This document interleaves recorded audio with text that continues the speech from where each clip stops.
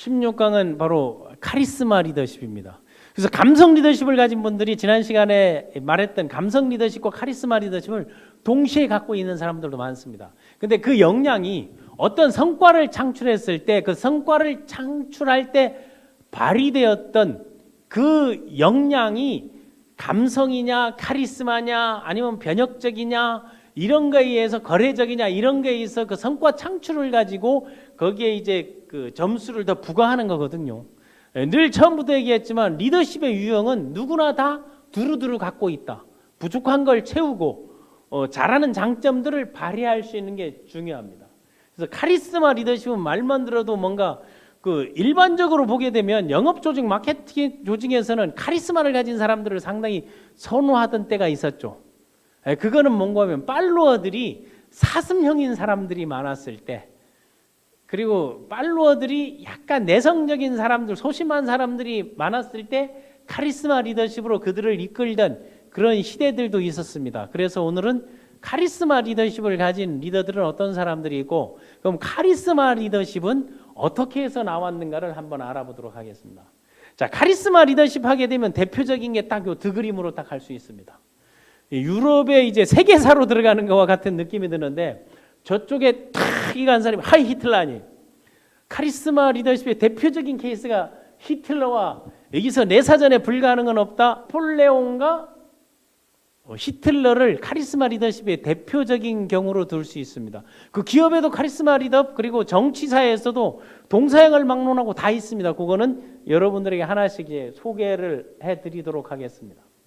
그러면 카리스마 리더십은 뭐냐 하는 거예요. 그 카리스마 리더십은 그 전통적 리더십이나 아니면 공식적으로 부여받은 권력이 아니에요. 그러니까 어느 날 갑자기 나타난 사람들이 카리스마 리더십을 발휘하는 경우가 상당히 많다는 거예요.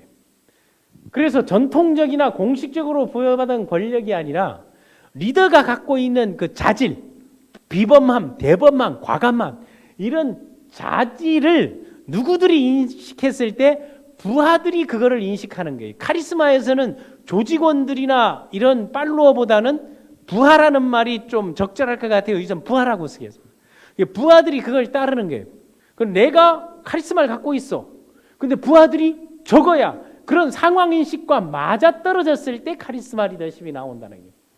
그래요. 리더의 그 자질과 역량과 특성에서 나오는 힘과 구성원들, 부하들, 따르는 사람들이 딱 그게 일치했을 때 그때 발휘되는 리더십이 카리스마 리더십인 거예요. 그럼 이 예를 돕기 위해서는 한 예를 들게 되면 태종 이방원이 그 조영무라고 호위무사, 이성계의 호위무사가 그 방석이 하는 모습을 보고 그 궁궐문을 열어주잖아요.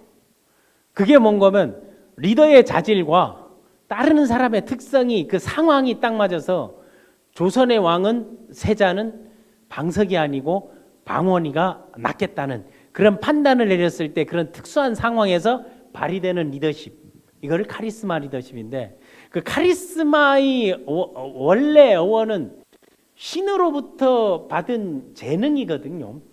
그런데 그 그리스 카리스마는 CH가 아니고 KH 카리스마에서 나온 거예요. 그 재능을 가리키는 건데, 그게 그 따르는 사람들, 추종자들하고 상황에서 딱 맞아떨어졌을 때 그거를 잘 활용했던 게 바로 이제 히틀러죠. 그러니까 히틀러는 뭔가면 독일 국민들, 게르만의 우수성을 내가지고 국민들은 빵과 떡을 주면 된다, 이런 것들을 강조했었고, 전략적으로 그 전쟁의 대가는 나폴레옹이죠.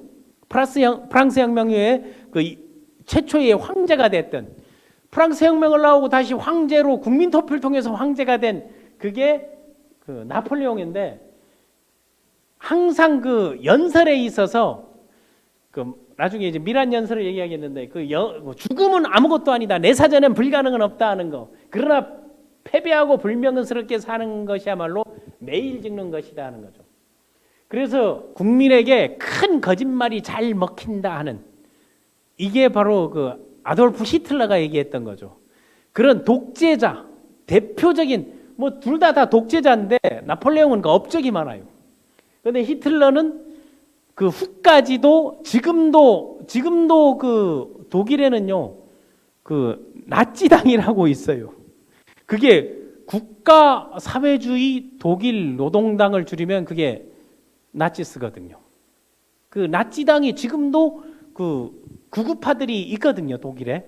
그 의회에 진출하기도 하는데 거기에서 그런 형태들이 뭐 아시아권에도 그런 미친 경우도 있는데 그 카리스마 리더십의 대표적인 케이스인데 그럼 카리스마 리더십의 그 리더십 발생 요인 좀 전에 얘기했잖아요. 태종 이방원과 조영무 그리고 그 시대적 상황이 맞아떨어진 게 하륜 그 책사라고 할 수 있는 하륜이 나오죠. 이숙번이 나오죠. 그 하륜, 이숙번 거기에 그 추종자들이 시대적 상황에서 이래 가지고는 안 된다. 그때 이방원도 내세운 게 이게 다 아버지한테 배운 겁니다. 당신은 역성하면서 왜 나에게는 그러냐 하는 거죠. 그때 강씨 부인인가요? 상당히 그 이방원을 경계해서 이방원에 대한 평가가 이제 새롭게 이제 묘사되고 있는데 거기에 이제 처가들을 그 처가에서 이제 낳죠. 그 난 게 양령, 효령, 충령. 아마 지금 드라마에 나와서 엮고 다니는 애가 양령이에요, 양령. 그거는 그 소위 말하는 처남하고 외할머니가 키워가지고 그쪽을 이용해가지고 그 민씨 가족들 처남들이 행세를 하려 하니까 처남들을 그래 이제 해치워버린 그런 그 상황 요인이 뭘 하겠다는 미션에 대한 구성원의 신뢰 그리고 비범한 성과의 입증 다음 그 카리스마 집단 형성 그리고 카리스마의 일상화 그게 막 먹혀 들어가 그런 게 그 태종 이방원을 보게 되면 뭐가 나옵니까? 힘들고 어려울 때 그 가족을 다 살린 게 이방원이에요 결국 그 살리는 거라든가 위하는 거라든가 그런데 이제 스승이나 모시나 정도전을 이제 죽였고 또 하나 이 정몽주를 또 그래 했고 또 가족들을 그거 했는데 그때는 우리가 리더십에 알아야 될 거는 뭔고 하게 되면 그때는 소위 말하는 군주제 왕정 정치거든요. 공화정이 아닌 거예요. 왕정 정치는 결국 왕이 곧 법인 거예요. 그 왕권 강화를 위해서 모든 여건들을 그 소위 리스크들을 다 없앤 거죠. 그러니까 그 후에 누가 나왔습니까? 세종이 나온 거죠. 세종대왕이 그 위험 요소들을 다 제거해 주는 그런 아주 강력한 왕권 강화 정책을 썼기 때문에 그래 될 수 있었다는 거. 그럼 특성 요인은 첫 번째 추종자에게 비전 제시를 해야 되는 거죠. 앞으로 나가야 될 것. 어떻게 이런 길을 가겠다는 거하고 그 추종자들이 거기에 동의하고 동감하고 믿고 따르는 게 있어야 되고 개인적인 매력이 있어야 된다는 게 아이 컨택, 제스처, 억양, 표정 등 카리스마 리더십 리더와 구성원이 상호작용 이런 연동작용들이 나타나야 되는 거예요. 그런 거에서 팔로워들, 부하들, 따르는 사람들이 리더에 대한 강한 애정 그 강한 애정이 깨지니까 결국 이복 형제 이질환 같은 경우도 이방원의 손을 이제 들어주잖아요. 큰일 날 듯 하다가도 들어주는 게 뭐 때문에 상황 요인 때문에 그러는 거예요. 리더의 신념을 자신의 신념으로 받아들여야 된다는 게. 그러니까 이 카리스마 리더들은 뭐가 세뇌가 필요한 거예요. 그러니까 세뇌 훈련을 시키는 우리나라에도 카리스마 리더십을 가진 사람이 있었죠. 우리나라에서 카리스마 리더십을 가졌던 사람은 누구예요? 바로 박정희예요. 그런 것들 뭐 싱가포르의 리콴유라든가 이런 뭐 등소평이라든가 이런 그 카리스마 리더십을 가진 사람들이 많죠. 그리고 리더의 개인적 비전에 정신적으로 몰입됐을 때 상황이 맞았을 때 이런 카리스마 리더십이 나온다. 그러면 상황 요인과 리더의 특성 요인과 팔로워의 특성 요인이 이걸 나쁘게 악용되는 거. 카리스마 리더십을 가진 사람들이 최후가 상당히 다 안 좋았습니다. 말로가 안 좋았는데 말로가 좋은 사례 안 좋은 사례만 이번 시간에는 얘기를 하겠는데 그러니까 부하의 총에 맞아 죽는다든가 아니면 자살을 한다든가 그를 따르는 중간 그 역할을 하던 사람들을 반드시 뒤에 카리스마 리더들은 그러니까 거기에서 더 나쁜 놈들을 만들어내죠. 히틀러 같은 거는 괴벨스, 괴링 이런 사람들 카리스마 리더십이 많이 발생하는 게 피라미드 다단계 회사에 많이 나오죠. 카리스마 리더십. 그게 리더의 특성 잘 꼬셔요. 그리고 힘들고 어려운 사람들이 그 리더를 통해서 자기 꿈을 이룰 수 있는 것 같아요. 내 상황은 선택의 여지가 없는 거야. 그랬을 때 나오는 거. 말로가 어떻게 돼요? 저 서초동 법원으로 가는 경우들이 많죠.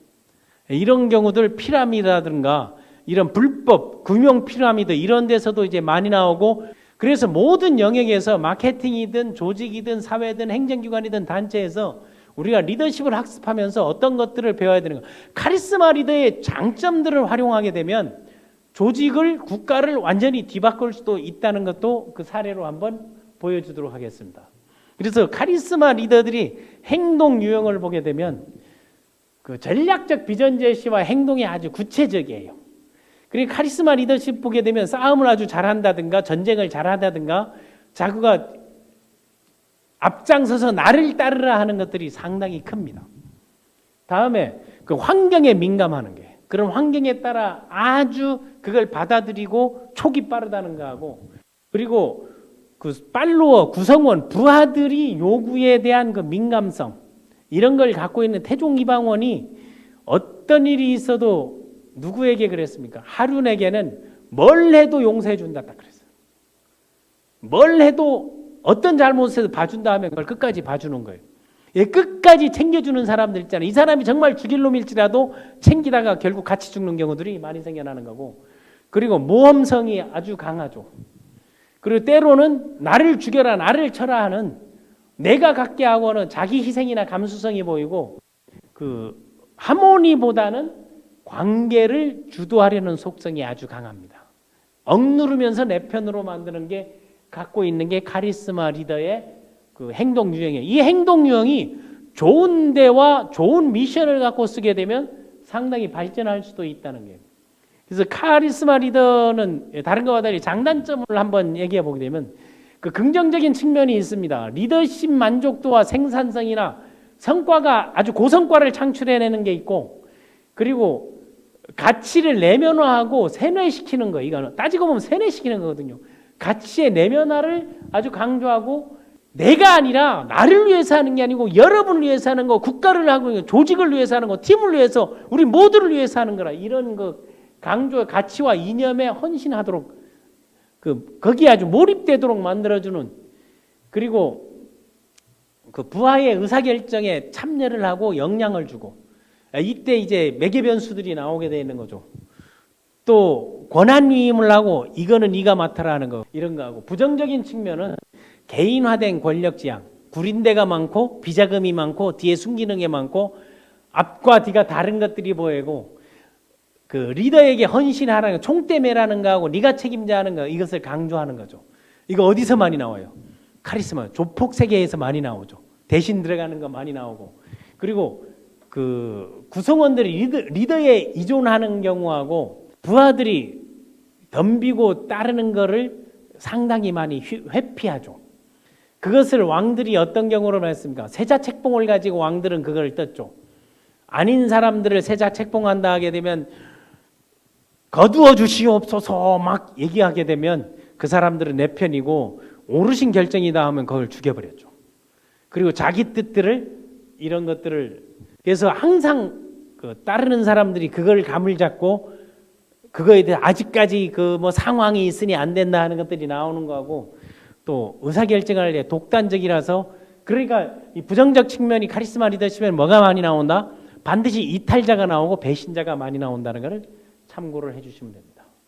그럼 이제 사례로 들어가서 그 히틀러를 딱 봐보세요. 그 연설을 할 때 보면 히틀러는 원래 그 독일 출신이 아니고 오스트리아 태생이에요.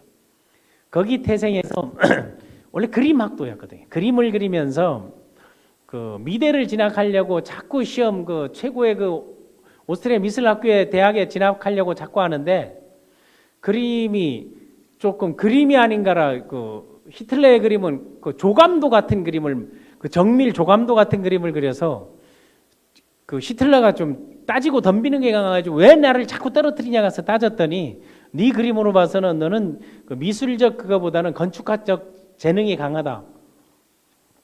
건축 쪽으로 가봐라 해서 독일로 가는 거예요. 독일에 가 있으면서 그 히틀러는 원래 병역 기피자예요. 징병, 우리나라에서는 큰일 나요. 병 기피자에서 도망갔다가 나중에 이제 풀려나죠. 풀려났는데 세계대전에서 자기가 이제 직집돼서 독일군에 지원을 하는 게, 독일군에 지원할 때 히틀러의 계급은 상병이에요, 상병. 어느 이제 모인 집단에 가면서 도저히 안 되겠다 해서 그 독일식 게르만 민족의 그 우수성하고 유대인에 대한 컴플렉스를 가지고 세상에 유대인만 없으면 다 된다는 거를 많이 펼쳐가지고 600만 명, 그 아우슈비츠 수용소라든가 그런 가스 이제 이런 거 해가지고 가장 잔인하게 희를 다 말려야 된다고 해서 그때 유대인들이 서대양을 통해 가지고 다 도망갔죠. 한 30만 명들을 도면서 이 역사를 잊지 말아야 해서 도망간 게 지금 미국을 다 움직이고 있는 사람들이죠. 하여튼 유대인 말살 정책들을 희를 그냥 말려놓고 이제 그런 걸 썼고, 항상 그 연설을 할 때 연설을 기가 막히게 잘하고 목소리 쇳소리에다가 강력한 이런 그 카리스마를 가지면서 항상 일해하면서 나오고 코스튬을 기로해서 그 국민 여러분, 만약 내가 해온 일이 올바르다고 생각한다면, 내가 끊임없는 노력으로 성실히 일해왔다고 생각한다면, 이랬다고 생각한다면, 이랬다고 했다면, 이랬다고 했다면, 이랬다고 한다면 여러분들은 어떻게 하겠습니까? 이런 것들의 그 영역을 통해서 대중적인 이런 것들을 끌어모으는데 아주 강력한 힘을 갖고 있었죠. 그런 걸 갖고 있어서 그 국민들을 자극시켜 가지고 이끌어내는 거에서 아주 그 열광을 하게 되었고, 나중에 그 소위 말하는 대통령 선거에서 그때 대통령 됐던 사람이 누구하고 붙어놓은 거면 원수 오성 장군 출신 힌덴부르크하고 붙어가지고 36%를 얻는 거예요. 상병이 대장하고 붙어가지고. 그때 2차 세계대전에 이제 주범이 됐고, 결국은 러시아 쪽에 가면서 그 추위 때문에 그때도 졌던 게 우크라이나 때문에. 우크라이나를 거치고 치고 들어가자 아니면 뒤로 공격할 것 같아서 우크라이나를 점령하고 모스크바로 가려 할 때 그 혹한 때문에 이게 지게 돼 있는 건데, 결국은 연합군에게 패배하고 난 다음에 자기 동거하던 여자하고 결혼식을 딱 올리죠. 결혼식을 올린 다음 날 자기 마누라하고 권총 자살을 하죠. 따랐던 사람들도 그렇게 갔는데, 역사에서 지을 수 없는 죄를 가장 지독한 카리스마 리더십으로 그 최후를 맞고 있었던, 한마디로 그 더러운 새끼죠. 그런데 히틀러를 리더가 아니라고 하는 게 아니고, 리더에는 좋은 리더도 있고 나쁜 리더도 있고 말로가 아주 안 좋았던 거 하고, 나폴레옹 보나파르트 마찬가지죠. 연설이나 또 하나 그 전략 전술의 전쟁에 있어서는 탁월한 역량을 발휘했던 게 나폴레옹인데, 여기도 결국 나중에 이제 추위하고 이제 문제가 생기는데, 알프스 산맥을 넘을 때 다 돌아갈 줄 알았는데 그거를 직진으로 넘어서는, 그때 이제 처음 나왔던 게 비박, 우리가 비박 3일 막 이런 얘기 하잖아요. 그 비박이 원래 프랑스 말이에요. 비박 이건데, 잠자지 않고 텐트 안 치고 담요가마 자면서 이틀 만에 알프스산을 넘었던, 그때 이제 연설하는 거하고, 또 하나는 국민투표를 통해서 황제가 돼놓고 그 대대로 이어진다 하는 거를 99.9%로 이제 나폴레옹 1세가 됐죠. 그 나폴레옹이 가장 내 사전에 불가능은 없다 이런 것도 얘기했지만, 사람을 잃는 것보다 더 중요한 것은 타이밍을 놓치는 것이다. 그 타이밍에 있어서 탁월한 전략을 갖고 있는 게 나폴레옹이죠. 다음에 카리스마 리더십 특성을 지닌 이 사람들을 보게 되면, 저기에 그 박정희 카리스마를 갖고 있죠. 결국 부하의 손에 이제 주고, 카리스마 리더들은 항상 그 하부에 아니면 세습시키는 이런 것들이 있죠. 그 옆에 나왔던 게 그 리콴유, 간디도 카리스마 리더, 감성 리더십과 서번트 리더십과 카리스마 리더십을 동시에 갖고 있는 게 마하트마 간디죠. 다음에 지금의 이제 문제를 일으키고 있는 지금의 이제 21세기의 독재자 누구예요? 곰 타고 댕기는 푸틴 아니에요? 블라미드리 푸틴. 이 푸틴은 이 KGB 출신이죠. 결국 KGB에 들어가서 동독의 이제 파견돼 있었거든요. 동독에 파견돼 있고 돌아왔는데 그 법을 바꿔가지고 총리를 대신 내어서 가지고 영구 집권 2036년까지 이제 집권할 수 있는 해서 지금 앞뒤 모르고 다니고 있는 바로 그런 거고, 또 태종 이방원 그리고 제괴일치도 변혁적 리더십의 대표적인 주자이기도 하고 카리스마 리더십, 그 직원들을 통치할 때 그런 걸 보였고, 스티브 잡스 마찬가지고, 또 하나 중요한 거는 그 사이비 종교 지도자들이 다 카리스마 리더십을 갖고 있어요. 또 여기에 나와 있는 여기가 바로 조조예요. 조조의 초상화거든요. 조조도 카리스마 리더십을 이제 갖고 있죠. 이 중에 이제 카리스마 리더십으로 성공한 케이스라고 할 수 있는, 독재자 소리를 듣는데 성공한 케이스를 할 수 있는 게 바로 싱가포르 건국의 아버지 리콴유입니다. 리콴유는 원래 이 중국계거든요. 싱가포르가 80%가 중국계였고, 싱가포르가 19세기에 그 동인도 회사 있잖아요. 그 카멜 하륙이 다 이 동인도 회사, 거기에서 이 동인도 회사에서 무역항 조성하기 위해서, 그때 말레이시아가 영국의 이제 식민지였고 거기였는데, 그 말레이시아의 그 버린 땅이에요. 버린 땅. 그 거기에 들어가서, 또 하나 그 말레이시아 점령할 때 일본에 점령됐던 데거든요. 그러니까 동남아 말레이시아 이쪽은 다 일본의 2차 세계대전 때 이제 점령됐던 나라인데, 그 나라를 분리 독립하면서 1965년도에 분리 독립하면서 그 장기 집권을 했죠. 그래서 인민행동당 50년을 장기 집권하고, 지금의 그 리센룽이가 리콴유 아들이에요. 아들이 집권하고 있고, 우리나라로 보면 KT 있죠. 그 싱가포르 통신회사 사장이 며느리예요. 선거 때마다 통신비 깎아주는 거를 내세울 때마다 계속 장기적 일당 독재를 하고 있는데, 싱가포르라 하죠. 독재자로 하는데, 여기에는 다른 게 있었어요. 첫 번째 했던 게 그 중국인들이 아편전쟁이나 이런 걸 거치면서 그 어지럽고 복잡한 것들을 완전히 깨버리고, 그 동남아에 있는 그 문화들을 완전히 타파하기 위해서 내세웠던 게 지배층의 영혼을 정화하라 했어요. 부정부패를 없애는 거에서는 리콴유만 한 사람이 없었죠.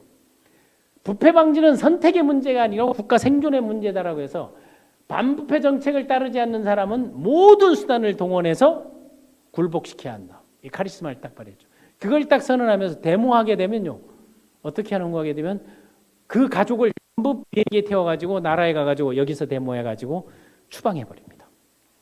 그 정도로 하고, 항상 지도자는 비전을 가져야 한다. 그러나 더 중요한 것은 현실적이어야 한다. 카리스마 리더십을 가진 사람들이 다 현실적 비전을 강조하는데, 여기에 비전을 얘기할 때 결국 딱 총통이 되고 난 다음에 리콴유 수상이 총리가 싱가포르의 비전 1, 2, 3, 5를 했어요. 1, 2, 3, 4, 5.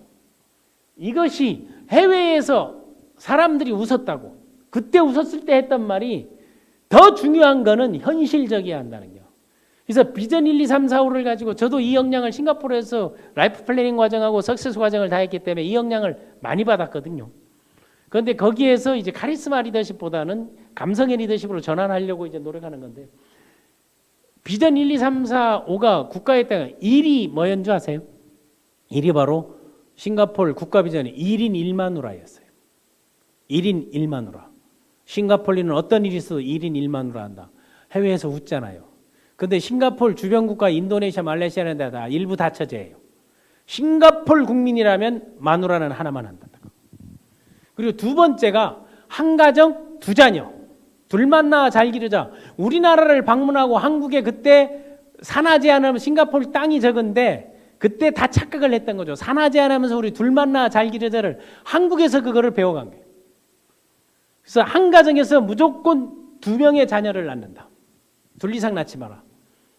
싱가포르 인구가 지금 한 400만, 4,500만, 땅덩어리는 이제 서울 정도 하거든요. 그리고 거의 도로가 일방통행로로 돼 있어요. 다음에 싱가포르에는 자원이 산도 없고 강도 없고 물도 없고 살란톨 나지 않아요. 그런데 그 나라를 100배 성장시킨 거예요. GNP 600달러에서 6만 달러, 세계 6위권으로 올린 게 바로 리콴유예요. 이런 건 우리가 본받아야 된다는 거죠.